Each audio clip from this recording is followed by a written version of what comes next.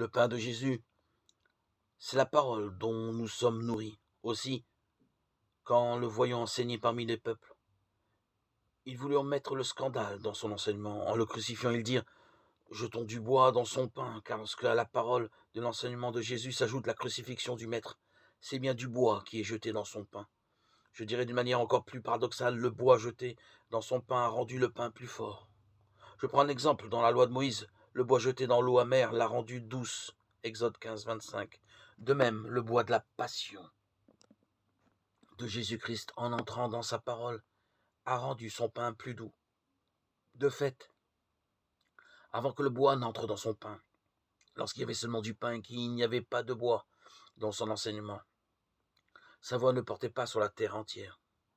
Psaume 18, 5. Mais après que le pain eut reçu de la puissance par le bois jeté en lui, alors la parole de son enseignement a pris possession de toute la terre habitée. Le bois d'autrefois était un symbole de la passion de Jésus par laquelle l'eau amère devient douce. Car je dis que la loi, si elle n'est pas comprise spirituellement, est une eau amère. Mais que vienne le bois de Jésus et qu'arrive l'enseignement du Sauveur, la loi de Moïse est adoucie et devient suave à lire et à connaître.